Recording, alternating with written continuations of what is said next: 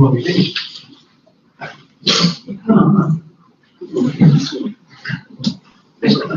Well, what do I? Because he started to make the money. Yeah. Yes.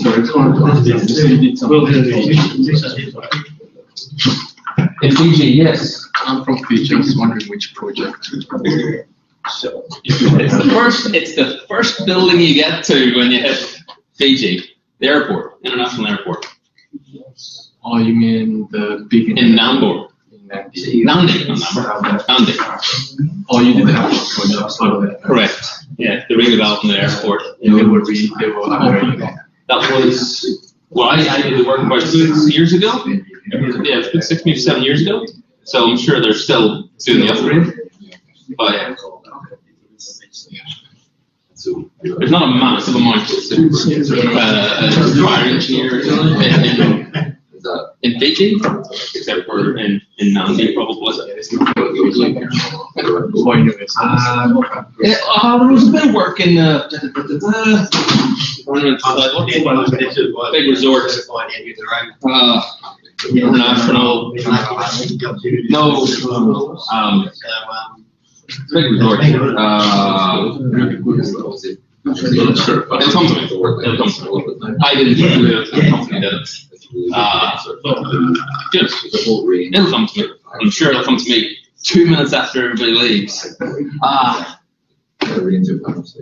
Yeah. Anyway. Okay. We'll make a start again. I do this every time.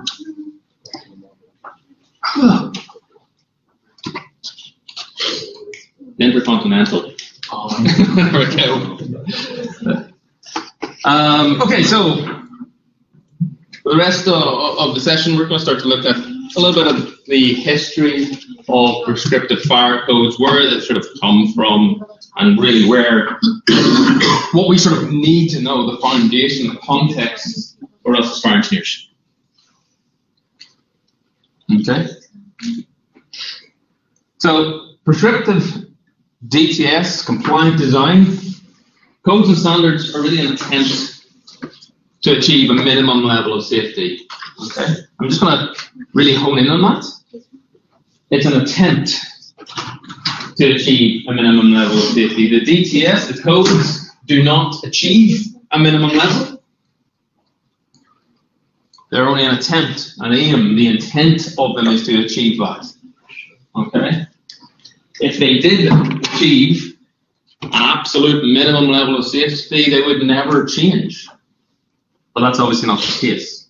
We're always an evolving discipline and country and different social expectations. So they're an attempt to achieve the minimum level of safety. Sometimes they achieve it, sometimes they overachieve it, sometimes they miss the mark. Okay? They establish sort of generalized rules to enable all of this infrastructure, buildings, in my case, they look at it in a broad brush and a homogeneous manner. They're not really there intended to solve sort of individual problems. They're a general theme. Okay. The goal of the NCC, or the National Construction Code, is to enable the achievement of nationally consistent, minimum necessary standards. They don't achieve it, it's the goal to achieve it. And the goalposts are always changing.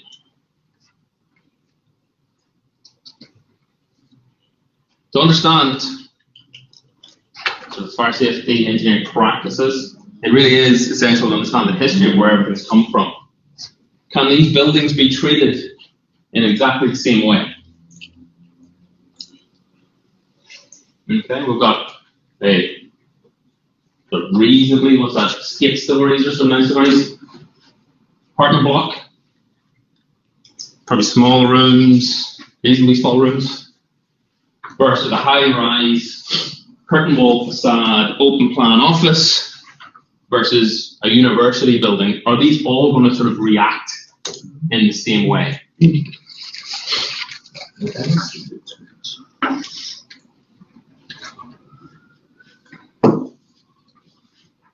The main concepts have not changed. The history of fire safety engineering is all about life safety, property protection. Okay? They've always included, in some manner, the structural requirements, getting these compartmentation, small rooms. The more you compartmentalize something, the less fuel load you have in each little piece, and less chance of fire spread, and it's easier to handle. We also have structural strength, making sure that building stays standing. We have egress strategies, that's basically evacuation, how people get out of the building, how to design those egress paths, how wide are the doors, how far do I have to travel, what sort of systems have to be in there, detection of alarm, how do I get told about a fire happening? The fire happens next door, how do we know? Okay, if there's no detection, no speakers, we're not going to know unless we see a whole pile of people running past, in which case we might figure it out, maybe if we see some smoke. What sort of signaling are we provided with? Okay, exit signage, emergency lighting. Okay, what sort of redundancies do we have on our building? Okay, you'll note that I put fire suppression and control under redundancy. And I've done that in the context of fire sprinklers, and I'll get on to why that is more of a redundancy in the grand scheme of life safety, property protection. Okay, so the history of sort of codes coming about, or formalized codes, are born out of some of the sort of large international fires that have occurred. Some over the Great Fire of London, Chicago, Boston, San Francisco. San Francisco in 1906 was after an earthquake. Okay, but all these rules happen as knee-jerk reactions. Something happens, and everyone goes, "Oh, didn't know that about it, so better fix it." And everybody goes over and above to try to fix the problem. And stems from experience of practicing fire engineers, architects, and engineers. Firefighters, architects, and engineers. The codes generally have a poor fundamental understanding of human behavior, fire dynamics, and structural behavior. Okay? Not talking about standards, how we build all that, and how we can model everything. Simple prescription. Generally, not all the time, but generally, or fundamental understanding of human behavior, fire dynamics, and structural behavior.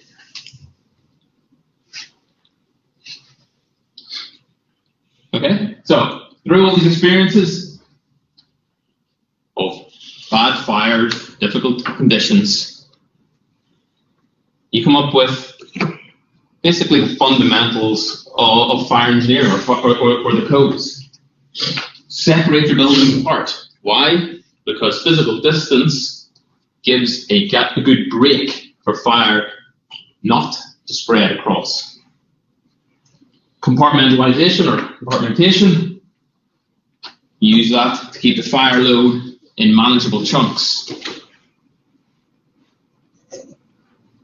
Make the size and separation of windows far enough apart that fire can't spread between them. Put on some fireproofing, concrete, vermiculite, intermescent paint. Okay? What are the maximum travel distances and times? And then you put in sprinklers, from basically a big band-aid to put out the fire, some sort of level of suppression. Does anybody know who this is? Give them the name. Right. He's probably a fireman. Yeah. The first, or the head of the first official fire department. Okay, first official. There's lots of different fire departments. Just your average Joe, your baker, sort of all come together to be part of a fire department, sort of like for a small town or village.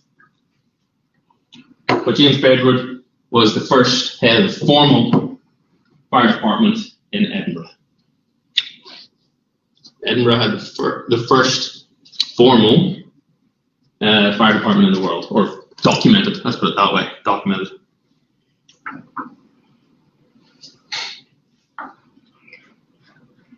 Okay, so the history of fire ratings. Big, broad topic. Fire rating is a measure of fire resistance. And then fire resistance is the ability of the structure to resist collapse or spreading fire during exposure to a fire of specified severity. Okay? This specified severity is known as the standard fire curve or time temperature curve. And this curve is based on a little fire compartment, 4 meters by 4 meters by 4 meters maximum. You knew what the ventilation was. We knew what the fuel load was. And it's a representation of the worst case. The curve for this fire is defined by an envelope to all fires. And then the rating is defined by the total fuel consumption. Okay? So what does that all mean? We have a small room, known ventilation, known fuel load, and we set a light, and we measure the temperature.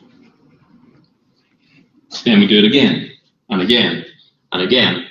And fires are very unpredictable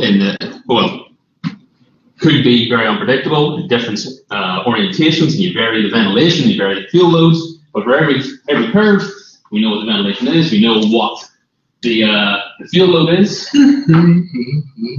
So which curve do we use? Best or the worst? Sorry? The best or the worst? Best or the worst. I'm going to steal that, that's a good guess. None of them. We don't use any of them.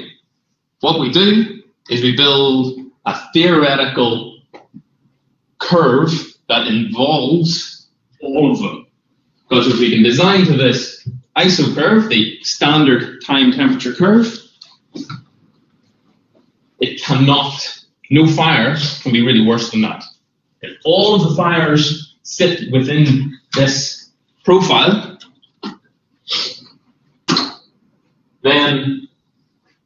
and we design to this profile, the big red thick line, no real fire can be worse than that. Therefore, we'll build safe buildings. Yes?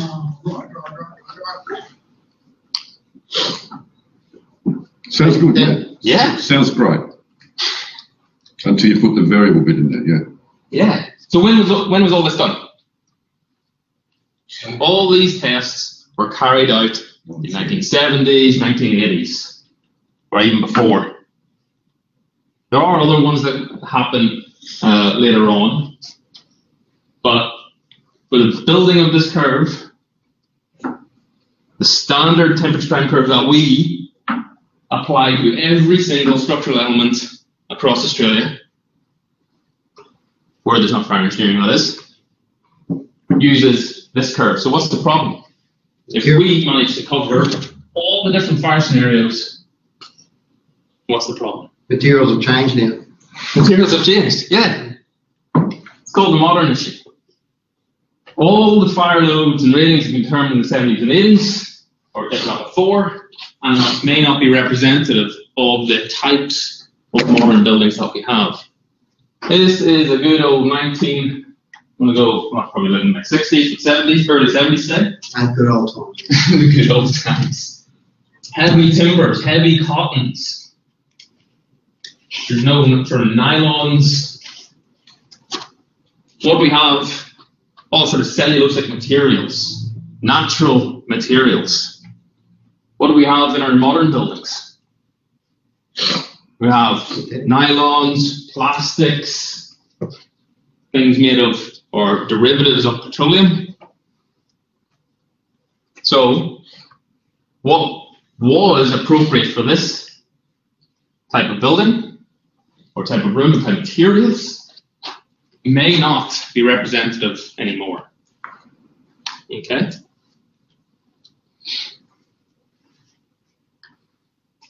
So, I should have put this in a red line. Well, which one can people see? Which one's which? Yeah, I think the camera can see this one, yeah. We have our ISO curve. This is the standard temperature time curve that everything's designed to. Modern buildings, what are we seeing? We've got temperatures much higher in our compartments.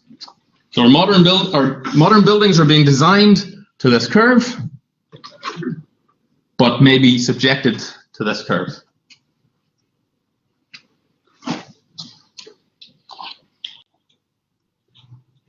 Okay. I'm not saying that it is worse, because what you'll notice is the curve that is actually applied to a real building. These type of fires, they'll burn fast and hot, but they'll burn out reasonably quickly. Okay? The standard temperature time curve just keeps on going and going and going and never cools down. Okay? A real fire, although might be hotter, cools down because it obviously burns out. Okay?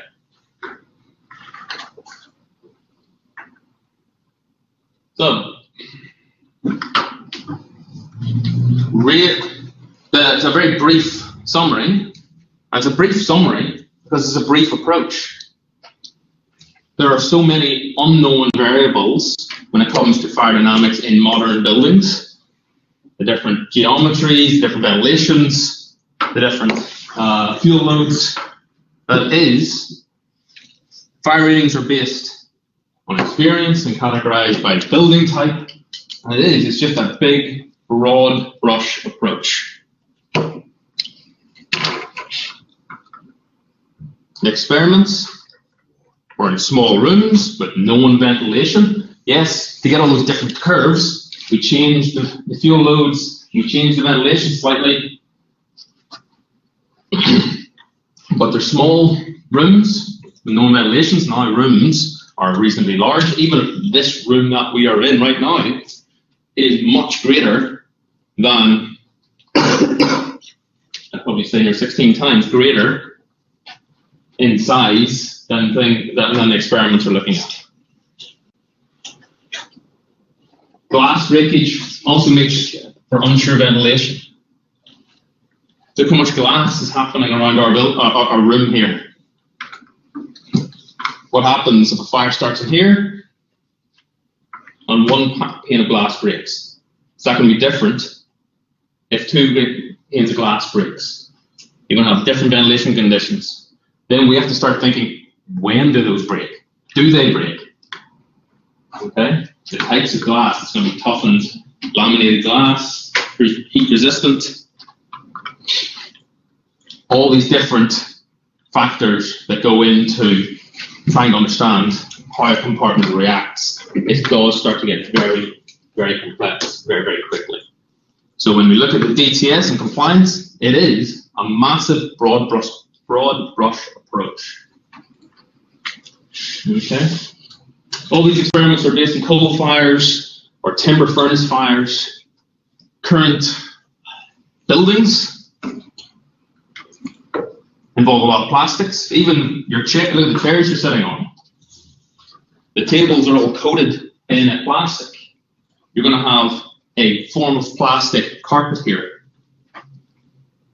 Okay. They burn when they start to actually burn, they will burn at a higher rate, generating higher temperatures, but they'll burn out generally much shorter. Okay.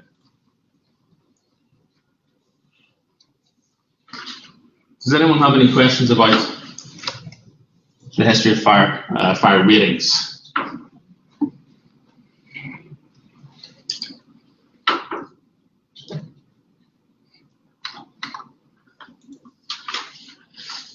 Okay, where we go. So this is the history of evacuation. Focus on.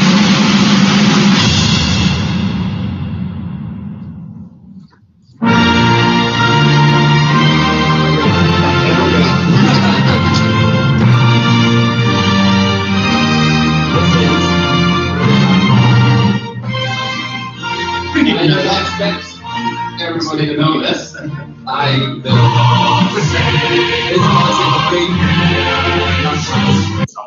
Good, thank you. Yeah, it's not the Australian national anthem. Nope. What building is this one? This is it. Back in the 1900s. This is it modern times. Famous theatre somewhere. This is back in Edinburgh. What did I? Everything epicenter of fire engineering. Edinburgh. Edinburgh. It is the Emperor Palace Theatre in Edinburgh. So what does this theatre and God Save the Queen, what have they got to do with the history of evacuation? Next slide. It is on the next slide. I read it last night. Yeah, Oh yeah, but he's up, aren't they? That's right. they're up, yeah. So yes, So, Pretty clever, but for what he did who? to get the people out. Oh yeah, definitely. it was also used somewhere else. Saying there's a circus thing. The circus thing that plays the circus music is the same thing. It's supposed to get everybody to get it out. It's Really? Yeah, the special circus music that goes. Yeah. That's a similar situation with that. Somewhere there was something like that went down, and they played the music, and everyone went, "Oh, beauty, this is happening," and it's actually gets you. It's the subliminal message. So it's this quiet message to get everybody out of the place quickly. When they start playing that at the circus. It's a really good idea. It is a really good idea. So, back over 100 years ago, there's a French illusionist. And on the last night of his performance, a lamp caught fire in the back of the set and the set caught fire. Part of the curtains, part of the props caught fire. The fire curtain came down, and the audience just sat there and watched. Who goes to a performance and sees smoke and gets up and leaves? You don't. You always think it's just a smoke machine. Okay? The same sort of thing. They just sat there. Why did they sit there? All part of the performance. This illusionist, he's just going to turn up behind me and dazzle. Okay? So everybody just sat there in a trance looking at this curtain that has come down. The conductor sort of realizes, oh, everybody's just sitting there in a trance trying to wonder what's going to happen next, and instructs the orchestra to play God Save the Queen. That is the sort of trigger. This is the end of the show. Everybody went, oh, okay. Everybody got up and went out. So, although the illusionist actually died, the body double died, one of the lions died, and it was basically 8 or so people died in the backstage. But all of the audience got up and in a single file, but in an easy manner, got out of the theatre by the end of the song. The song typically lasts 2.5 minutes when played in full. Okay? So we could get rid of sirens and just have the God Save the Queen up. I would not like that. I know a lot of people wouldn't like that. But you've got to find an orchestra to actually sit there and stay while everyone else gets out. Titanic. That's it. What? Titanic. Yeah, pretty much like that, yeah. They might be a little bit. So, lasts for about 2.5 minutes. So everybody gets out of the building in 2.5 minutes. Everybody's safe except for a few people in the backstage. And 2.5 minutes is then dubbed the safe time to get out of the building. That's it. Every building, 2.5 minutes. And that's from that one instance, one fire in one place in a theatre, 2.5 minutes has percolated the whole way through the world. It's in National Code of India, it's in National Code of Fiji, it's in the NFPA and British standards, although it's been modified back to egress widths because it's easier to measure. Who as a certifier can measure 2.5 minutes? It's easier to go, yep, the width of the door is 1 meter. In your experience, is the 2.5 minutes relevant or is it just rubbish? It really depends. Yeah, I know it depends, but you know, is it indicative or not? 2.5 minutes is a good sort of thumbs up, sort of good number. If you're out in open space, 8 minutes. 8 minutes is probably good before people start getting a bit antsy and pushing and stuff. 8. 8, yeah. 8, yeah. That's a long way to a fire, 8 minutes. If you're in open space, that's what I'm saying, like a rec deck, pool area, that sort of thing, yeah. You can stand there for 8 minutes. Easy enough. That's what the research shows. Some people are going to be about 6, some people might be more, but 8 minutes roughly. Yeah. Okay, and I'll go through another example to show you that while you think Australia or British Standard or NFPA might be much more advanced or anything like this, they're not. They are all still based on that one instance at 2.5 minutes in a theatre. Over 100 years ago. What is that like? Yeah. 110 years ago. Okay. So, one time, one instance, evacuation summary, or the history of evacuation summary, it's all based on that one time, one fire in Edinburgh. Okay? And then it's used against every building, no matter what the ventilation conditions are, the layouts, the types, the type of occupants, the type of fuels. It is, once again, just a big, broad brush approach. It does start to get modified slightly in modern times when you talk about hospitals and childcares and things like that. But as a general theme, it's a big, broad brush approach for evacuation. Okay.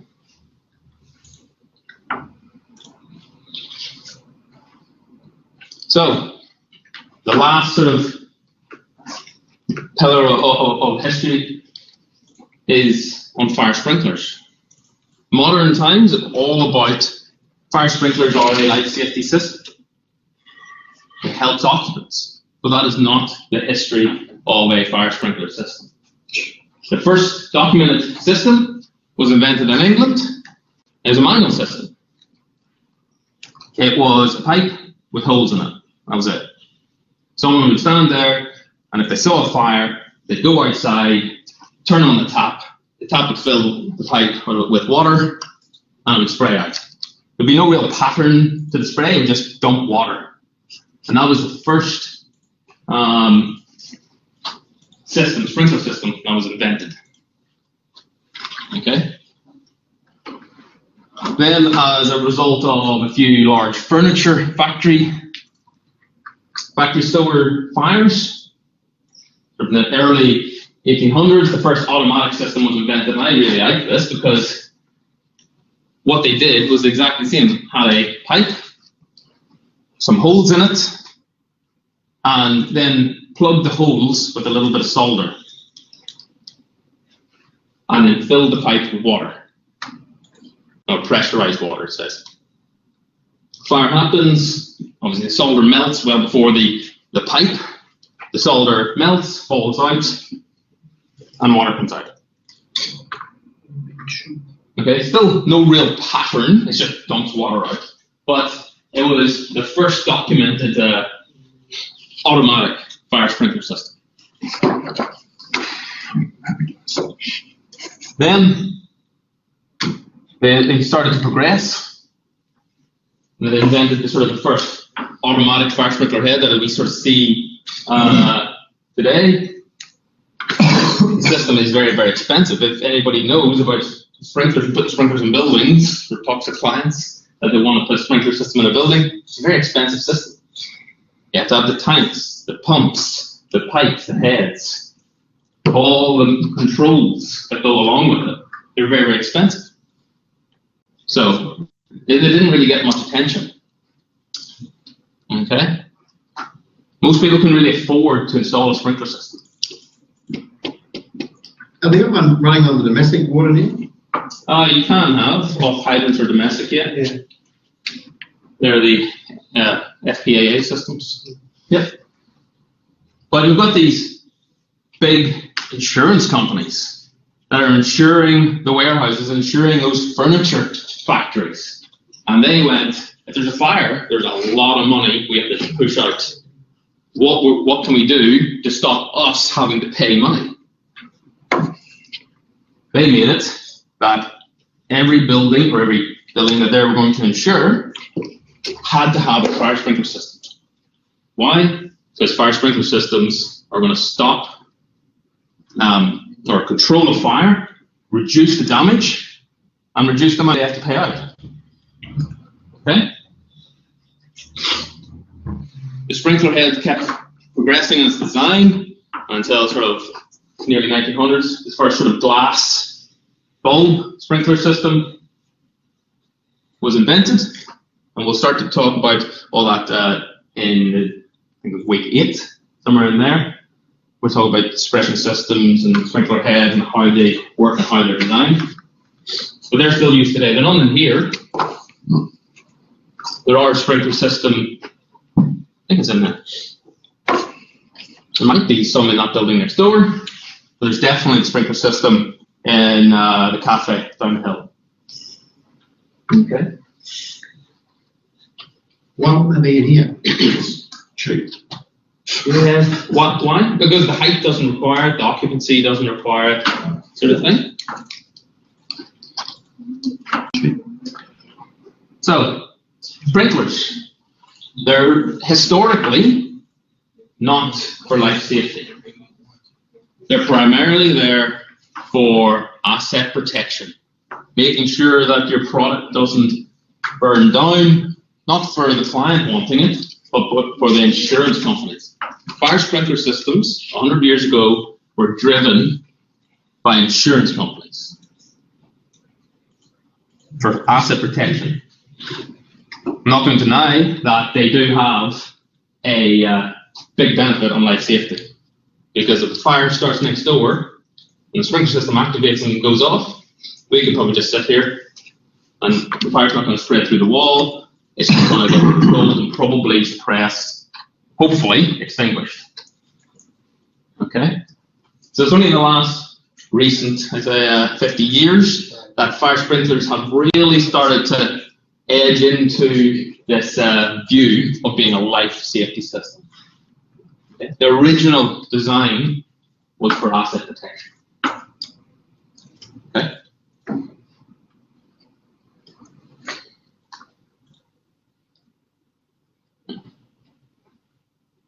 So, this is an evacuation sort of example. How long does it take occupants to evacuate using Australian codes? And this is 2.5 minutes. Yeah, there we go, 2.5 minutes. This is really to demonstrate that, although it's not said 2.5 minutes in our code, it's thereabouts 2.5 minutes. Okay? So, Australian codes breaks it down effectively to evacuation widths. You look at provisions for escape, part D1 in the National Construction Code, and most of the work, I suppose, most of the examples that will be provided in this course will be part of volume 1, not volume 2. We look at dimensions of exits. We go to dimensions of exits. we effectively say the unobstructed width of every exit must be at no less than 1 meter wide. Okay? The actual path must be no less than 1 meter wide. As you get more and more occupants, you have more and more width, but 1 meter wide is good for about 100 people. Where we have a door, it can be reduced to 750 or 250 below, 250 millimeters below the evacuation width. Okay? So what we have is a bit of an example. I have an office, I have 100 people, I have one exit. I have one exit. That exit will be 1 meter wide, minimum. My door, let's say it's 750 mil wide. It's more likely in a real scenario going to be wider, but that is what is permissible. Is there a distance factor in that, or is it just a floor? There is a distance, the maximum distance is about 20 meters, but if you've got 100 people on the floor, you're going to have queuing at the exit. It's still you get one door. You can still have one door, yeah. But you're going to get one door for 100 people. Okay. Yep. So, let's have a look for evacuation on the stairs. So everybody goes at 100 people to get to that single exit to go down the stairs to get out of the building. I have my stair being 1 meter wide, and it has the capacity for 100 people. Okay? So the width is 1 meter wide. We have these boundary layers, and we'll start to get into the boundary layers when we start looking at evacuation later on in the piece. But effectively, what it's saying is how many people walk like this, just down the wall. We always have a little bit of space because we sway. Okay? When we walk, we sway, and we will usually give about a boundary of about 150 mil away from a wall. That is effectively unusable space. When we have a handrail, we get a bit closer because we've got a bit of support. Okay? So, although our pathway, or our stair in this instance, is 1 meter wide, we only effectively use about 760 millimeters of it, 3/4 of that width. Okay? And then you ask, how fast do people go downstairs? Okay? We go down, all the research shows, we go down effectively downstairs, we have 0.94, so less than a person per second going past a certain point per meter width.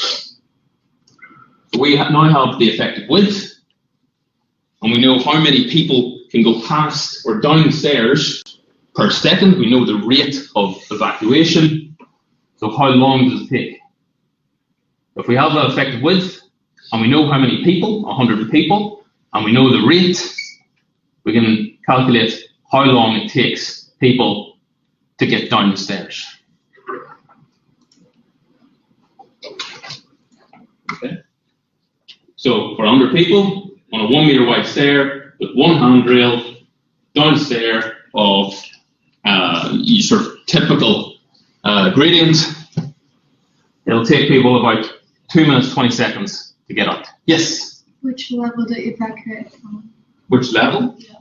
What do you mean? Whether they evacuate from level 3 or level 43. So this is how long it takes people to effectively, everybody to get onto the stairs. Because once people get onto the stairs, the door will close and they're safe from the environment. So we're just talking about the one floor, yes. How'd you get 100 people in a corridor so you get a passage on the next sheet says your passage will take a passage, opposite passage 100 people? Because that's there another thing per square metre per person thing, eh? Which one is this? Second line. Maximum obviously that passage 100 persons. So what's that? Oh, The maximum number of people that a 1 meter wide passageway Yeah. will accommodate for, whether it's 10 meters long or 50 stories high, Yeah. 1 meter wide will accommodate for 100 people on that floor. So if you have 200 people, you need 2 stairs or Right, so that's just a flat thing per exit. You need 100 people. roughly. Yes, It's not a passage that's tapped out long. It takes 100 people, right? correct. That's correct. So it's 100 people exit. So this is on the stair, or as people are trying to get onto the stair, this is how long it'll take them to get off the floor and onto the stair. But as we talked about, the door to get into that stair can be even thinner. So for a stair of 1 meter wide, kind of a door 0.75 meters or 750 millimeters wide. And it can still accommodate that 100 people in the office. So now we have a width of 750 meters or millimeters. We now have a boundary layer of 150 on either side. Why? Because a handrail can't go through a door. So now we have a very small effective width. We effectively have the effective width of a person to go through there. The flow through the door is on grade. So you would open the door and it's not straight downstairs. You're onto a landing and then you would go down the stairs. You can walk through a door faster than you can go downstairs or upstairs. Okay, so we've got 1.3 persons per meter per second. We know how many people can get through that door every second. And if we have 100 people, we can work out how long it takes everybody to get through that door. And for everybody to get through the door, it takes 2 minutes, 51 seconds. Isn't that fascinating? All very close to the 2.5 minutes. We started at 2.5 minutes, and we back calculated for the codes to say how much will 1 meter work. You back calculate it and you go, it's about 100 people. There we go, write the 100 people down, codify, done. Okay. So, even though Australia starts to use distances and widths and looks very technical, same as the UK, same as the NFPA, as in the American standards, all evacuation, call it 95% of evacuation, is all born from that one scenario in Edinburgh 110 years ago. So the codes are not built on all this science and fundamental understandings based on experience of the firefighters, engineers, and architects, and it's based on that experience, generally on catastrophic events. Because if you're a firefighter and turn up to a fire and the sprinkler system's done this job, the next day you're not going to remember it, because nothing really happened. But everybody's going to remember if they turn up to a building and the thing's collapsing and the fire's spreading everywhere, they're going to remember that. And everybody's going to react to that. Okay? So the codes are sort of based on that experience, that lived experience of sort of worst case scenarios. And the codes are there to sort of involve all of that as sort of a big, broad brush approach.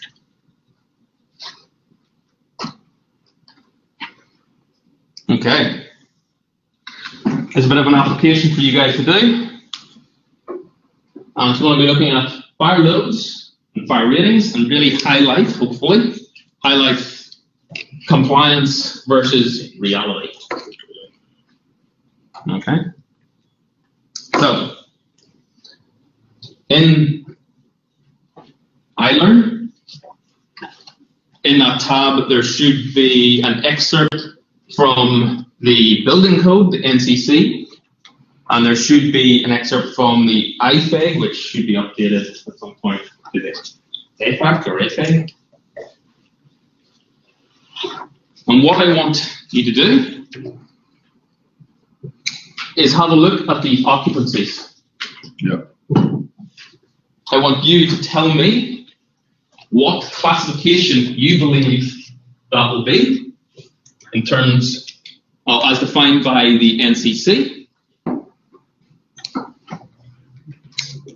I then want you to tell me what sort of compliant fire resistance level would you have, FRL, for a building of type A construction. Please use firewall. The items, so if you look at the table, there'll be a whole different type of FRLs for different scenarios, boundary construction, shafts, things like that. So what I want you to write down is the fire resistance level for a firewall of that classification in a type A building. Okay? Then what I want you to do is go to the IFEG, and for the occupancy, and I think I've used the exact naming in the IFEG, tell me what fuel load energy density do those occupancies represent? How much fuel is there per meter squared in that type of occupancy? Does that all make sense? When do you want to do this? Sorry? When do you want to do this? No. Right. Bring my computer next year. No. Nice. Yeah. Because it's probably more than me without. I'm like, I'll sit next to someone. It's not Yeah, you can sit next to someone. You just sit there, before you just sit there.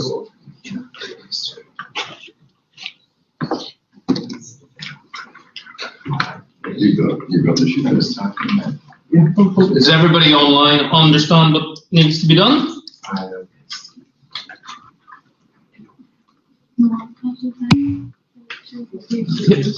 Awesome. That's it for another shit. I'm ready. Just transition from the way all in one. The boat calls something. Yes, for both of them, yeah. So I have cut the whole pile of pages out of volume 1, so you go through whatever thousands of pages. So I've just brought in the right sections. So the first section is A, section A, which talks about the building classifications. Next. Yep, there we go. Okay. That's it. Yeah, so if you, yeah, that's it for that. And then the next one is fire loads.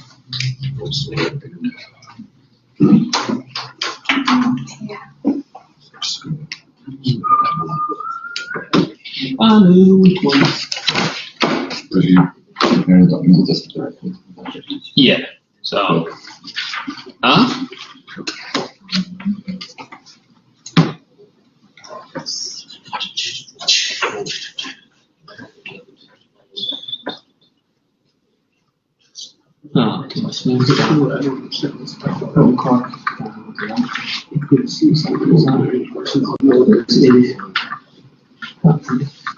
what's that? It's all right. You've got the doc, you've got the docs. Oh, yeah. Well, yeah, that's happened. I saw it, I just didn't have a computer this week because Yeah. So gave up bringing it a semester because it sometimes didn't work anyway. yeah, so there's the classifications. You can probably You always can't, you always need a little, you just can't. no, we're just doing it. It's all right, I must have a little properly tidy it up and just do it the way I want to do it. And hey, you know, the other ones over there. Yes.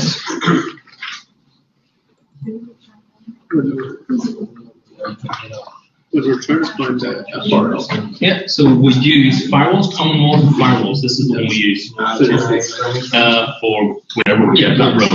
Yep, that's exactly it. Thank you.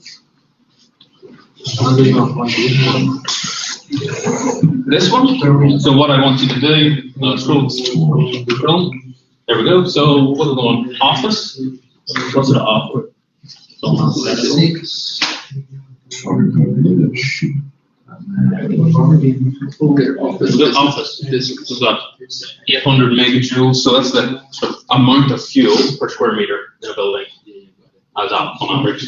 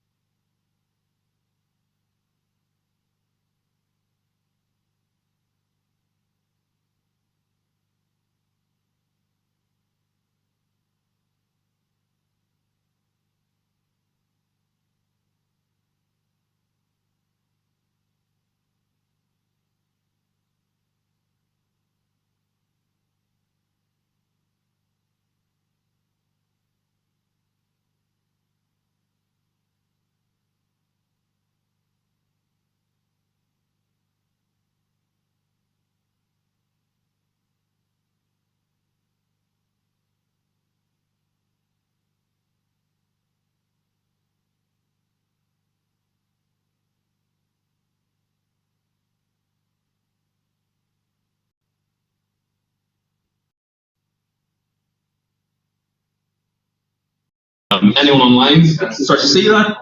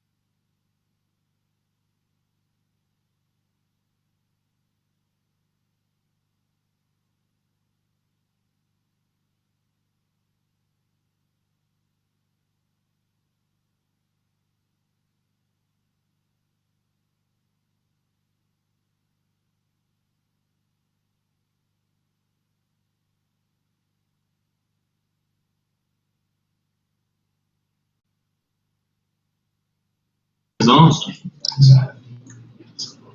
Sorry about that. I was saying, once you start getting the rows filled in, you might start to see a bit of a pattern from classification on FRL and the megajoules and energy, how those fit together or lack of pattern. Anyone online start to see that? Get raise your hand or click a message in the chat. That'd be great. Yeah, so if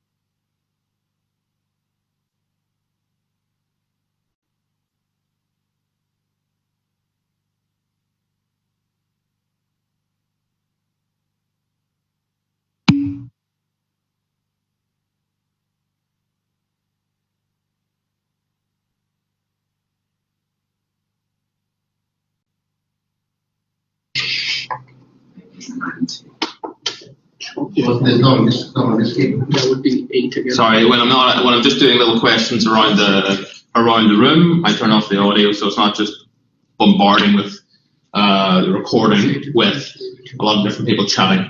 So if you have a question, definitely just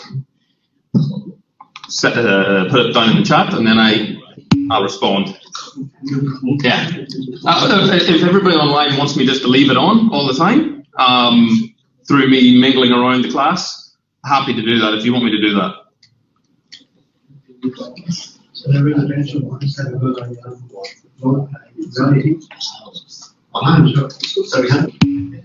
Yeah, definitely. Yeah, I turned it off from previous trimesters. People saying to turn it off, but yeah, if it works for you guys to keep it on, I'll keep it on.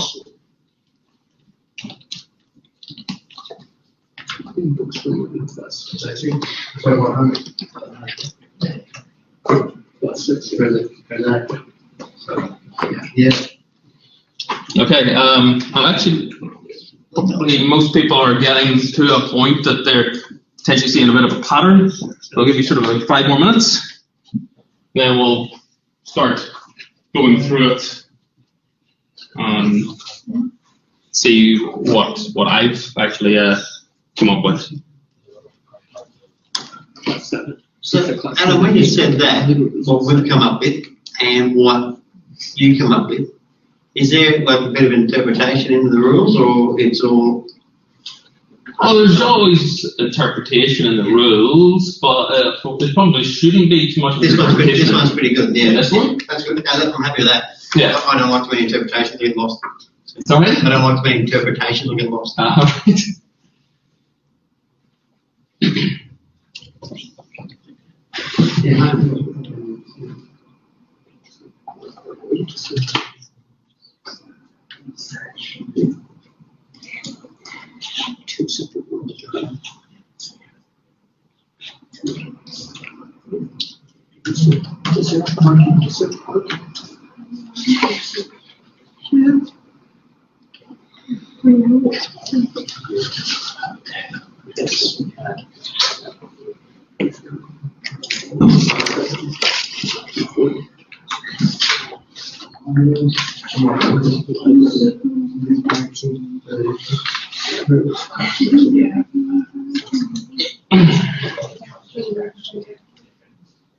Yeah, so it's something that's two different ones.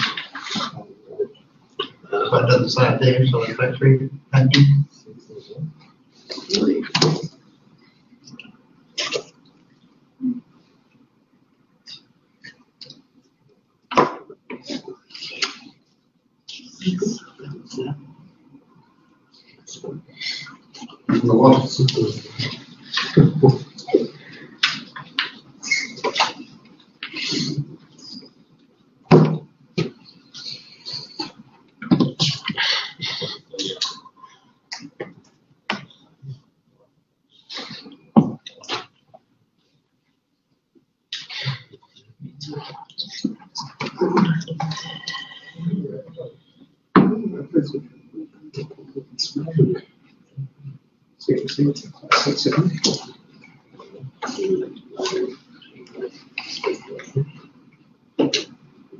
Yes.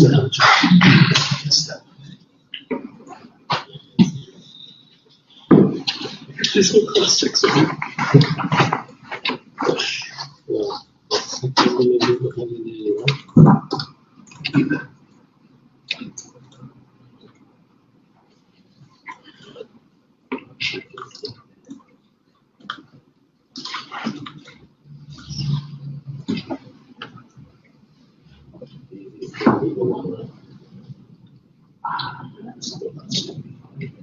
Yeah.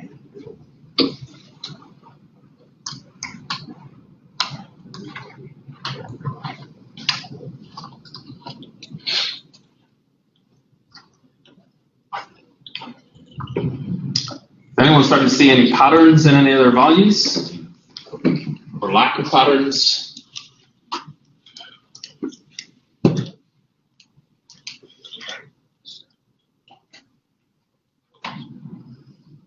Yeah, as well.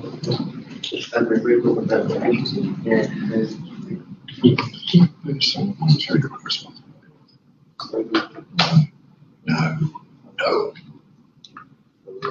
Okay, so we'll start to go through it. First, I suppose, what is a fire resistance rating? What's the intent of a fire resistance rating? Safety. What's it? Very broad. What's it? It's there. It's there to resist the fire load. The bigger the fire load, the bigger the fire, the bigger the fire resistance needs to be from the FRL. That is that's common sense. The bigger the fire load, the bigger the fire, the bigger the potential fire, to say. Therefore, the more resistance you need. Okay?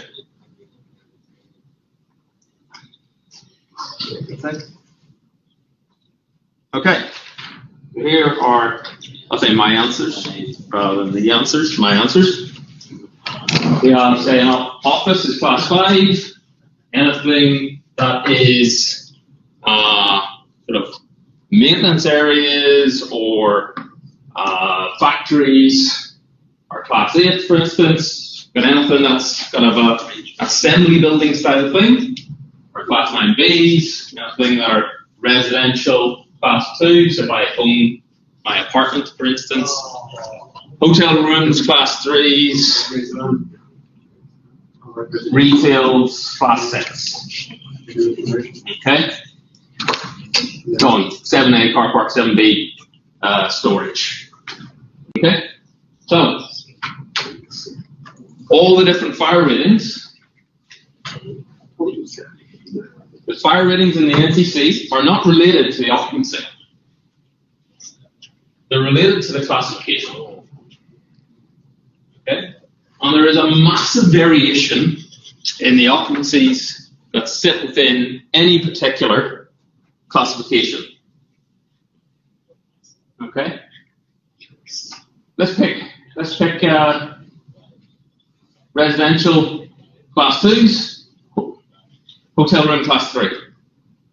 Yeah? Both class 2 and class 3 require 90 minutes of fire rating. Both are documented to have about 300 megajoules. Well, yeah, 300 megajoules per meter squared. Okay, makes sense. We have a certain fire load, and the code says let's fire rate that with 90 minutes. Okay, let's pick something that's a little bit different. Have a look at the class 8s. We have, let's use a chocolate factory. Chocolate factory. It requires 240 minutes of fire rating. So you're going, wow, must have a massive amount of fuel load. Well, with the chocolate factory, depending on the type of process in that factory, you may or may not be right. Depends if there's storage in there. You may or may not be right. But there is a potential for a very high fire load with a chocolate factory. Okay?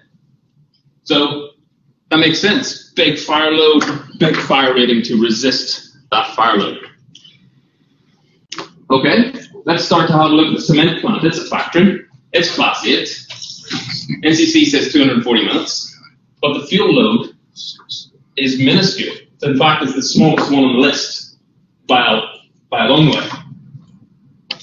So the NCC, the code says class 8 must have massive fuel load, let's put lots of fire rating.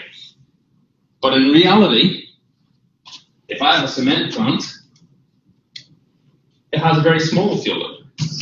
Most of the place is stable. Okay? So then this is where the fire engineer may come in and go, we're not going to fire rate the structure for 240 minutes for this minuscule fuel load.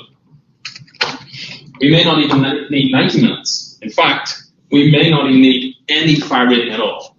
The steel may be able to withstand any fires in there by itself. So the code comes in, big broad brush, Don't care really what the occupancy is. It's a class 8, let's put 240 minutes of fire rating. Lots of vermiculite or lots of fireboard to protect the structure against a really small fuel load. So is that what you guys say that's a performance solution? Correct. So you go to that small fuel load where the code says you've got to have that, but you go, hang on, we need a performance solution for this because we don't need as much for the same. Exactly. Exactly right. You've got the hand movement down pat as well. Exactly. The same happens, let me see, do we have another example? Record repository. Class 6. Go to class 6s. Oh yeah, here we go. We have a restaurant. It's a class 6 retail, where you go, you purchase a product, being food. It's class 6. NCC says it's got a reasonably large fuel load. Let's put in 180 minutes of fuel or fire rating, 3 hours of fire rating for 300 megajoules per meter squared. This is where the fire engineer may come and go, no, that fuel load is very similar to a class 2, wherever it was, or a hotel room. So why are we putting on 3 hours when an hour and a half will do?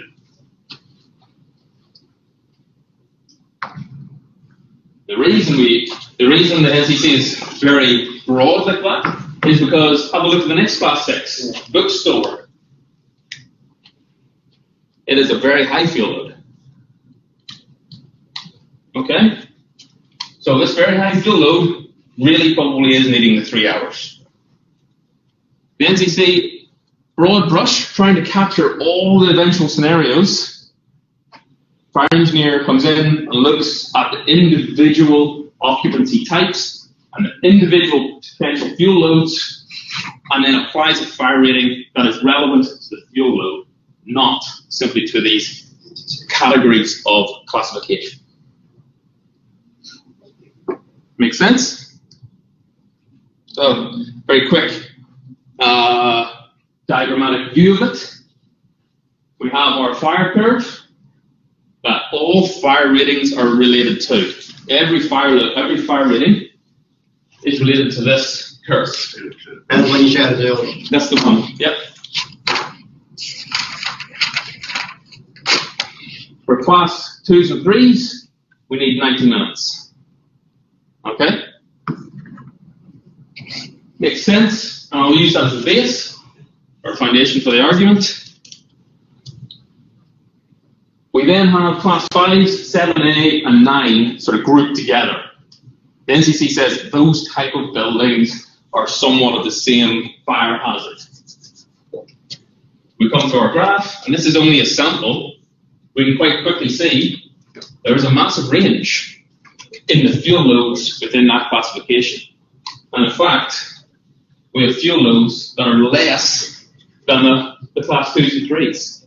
So why are we applying 120 minutes of fire rating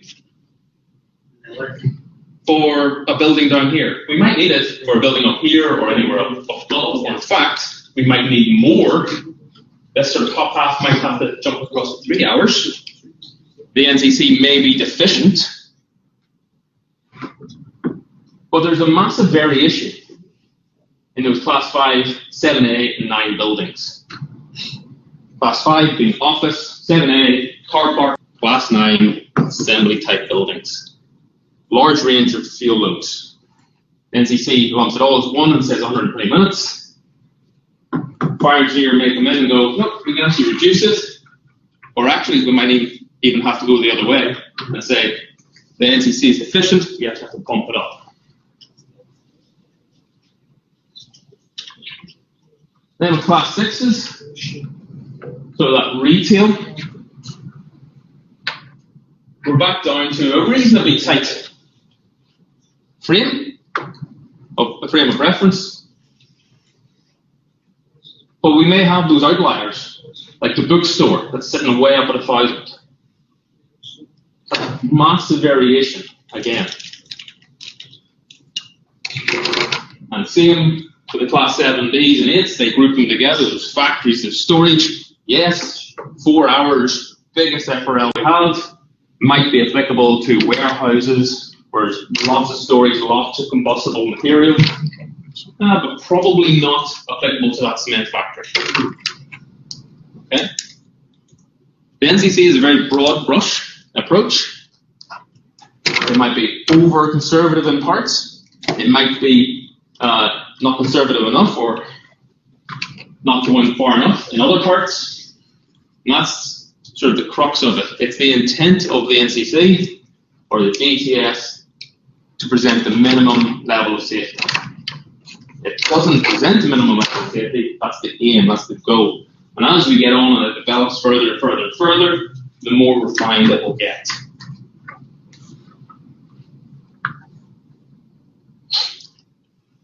Okay. So, fire loads and fire ratings.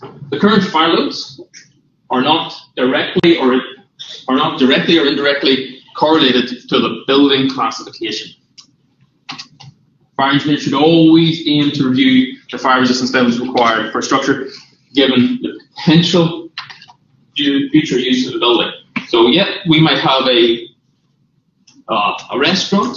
At one point we go, oh, we only need 90 minutes of FRL, but we either have to put that restriction on the building or increase the fire rating, knowing that it might become a bookstore in the future. Okay? This is a conversation that we would have with the client or the building owner to understand whether they are happy with it being a restaurant all the time, or they want to change the use and have that flexibility. Okay? So, a bit of a roundup from the second portion. Fire codes, standards, are all sort of these sort of gold numbers, magic ratios, sort of linked to single instances in the past based on one aspect. They're based on conditions that are not representative of the buildings that we have today. Limited to conventional infrastructure, which is really becoming less frequent. Innovations in construction methodologies are going much faster than the fire safety codes can really keep up with. The big one is the codes and standards. A false sense of safety. Okay? If a building's compliant, it doesn't mean it's safe. It just means it's compliant. You were saying the NCC, it's their goal to get to that standard. Yes. But they don't get to that standard. They never will. Yeah. Because the posts are always moving. Yeah. As society changes and our expectations change, it's always moving. It's funny to see people stand up and hold that book as holy grail. It is. Sitting here for the last 3 hours going, you've just changed my whole mind with that book. That's the aim of the first 3 hours. Right. Yeah. Cool.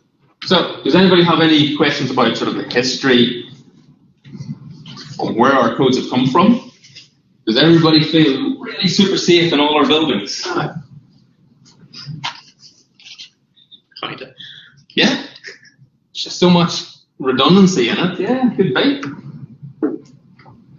Ignorance is bliss sometimes. Until it goes pear-shaped, it's all good.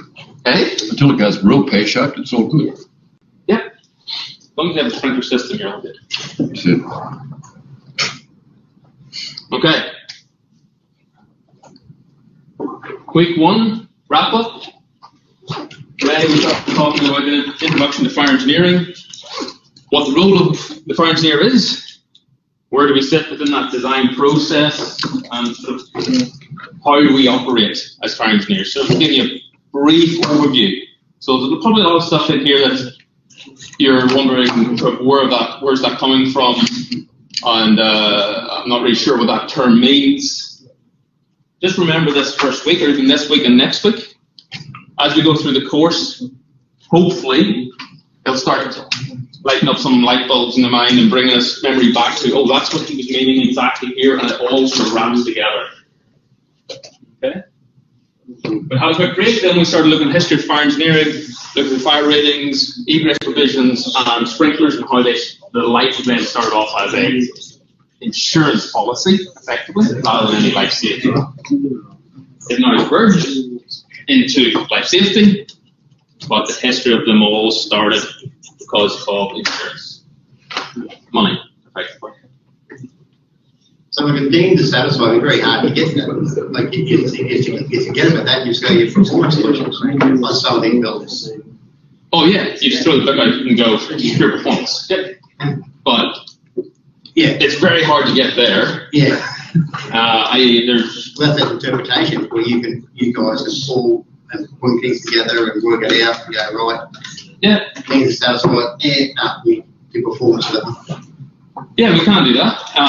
But I'm gonna go over next week that process Okay. and how actually that holy grail Yeah. is to do pure performance, first principles. Engineers. But who has the money to do that? Yeah, exactly. So generally, and as we'll talk about next week, it starts from DTS. We try to build a compliant building, and where we can't or we don't want to, we go performance. And still, and you just said something, it's still money, isn't it?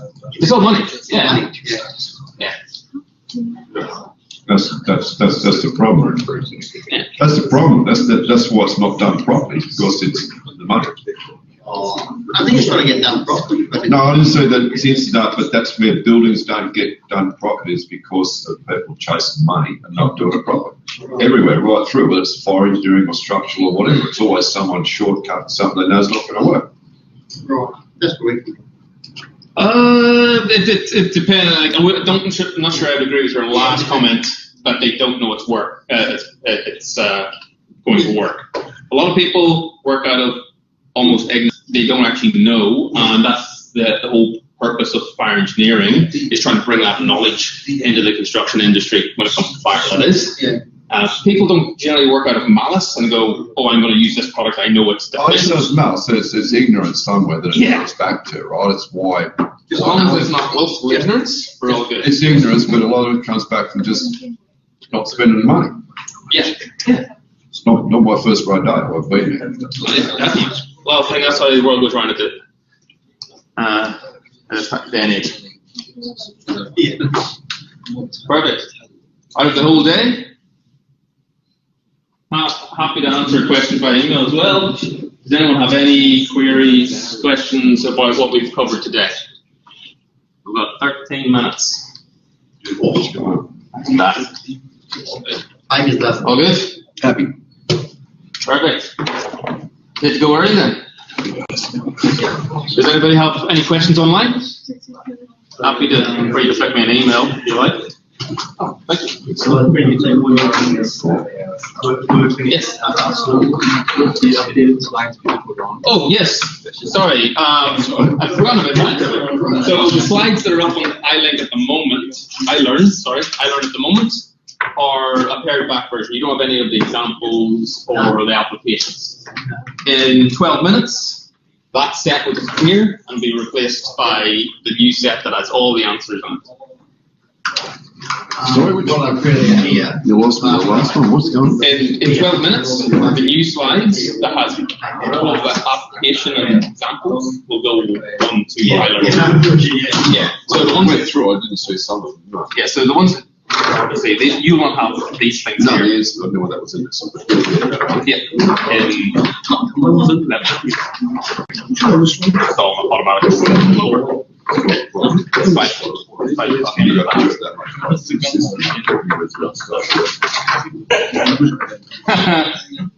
Oh well, I'm sure you guys will let me know. You know what I mean? So we done with the first version and then you will replace them in a while. Correct. Yes, it's actually a little bit of a sort of general commercial lesson in that. And I've been tripped up by so many times is always go back to the source of the document. I've downloaded documents and then I don't try to use them and people are going, no, that's out of date. You have to use the updated one. But I should always go, you always have a repository, yes, but always try to go back. So when you go to the lecture slides, go back to the highlights. Thanks, guys.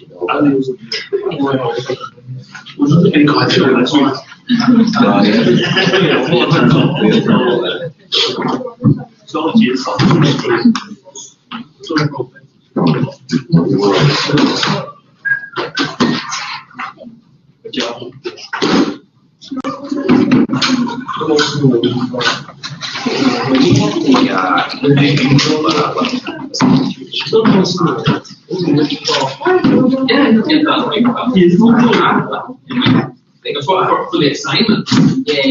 Which assignment, how many percentage of the, That should be on the, is that not on the page, for engineering page? It's on the outline. Yeah, it's on the outline. So it's not due next week. No, I think week 6 or something is when the first assignment's due. okay, And then week 10. So I haven't even released the first assignment because I find people try to rush ahead and then they go, we're just trying to get an idea how many percentage in midterm, how many percentage of the mark is in You assignment do 1. 51, right? 51 you do. 51. 51 you do. In the class, that's wasted. the first day. There you go. Boom. Yeah, because normally 20 or something, and then first 30, 20, 30, 50, is that right? is it the university website offline, the subject? Is it 21? Oh, here we go. Did she tell me? Here we go, 20, 30, 50. What's the big Wait, it's a take-home exam, open book exam. Concept documents, Yeah. report. Okay. Yeah, so effectively it's a calculation understanding here. Yeah. Then I get you to do a fire engineering assessment. I'll basically give you an example of a fire engineering assessment. Yeah. And I'll tell you basically this is where you write assessments, what I want you to do. I'll write an assessment for this issue, and then one for this issue. Yeah. One's quantitative for your calculation, one's qualitative where you have to give me an argument. Yeah. My brother is a physical therapist, and he didn't work on. I'm going to be car. Yeah. Hey, guys, see you next week, eh? Yeah, so, Perfect. guys. Thank you. We'll go again. STP. Oh, yes. Sorry, I heard things that.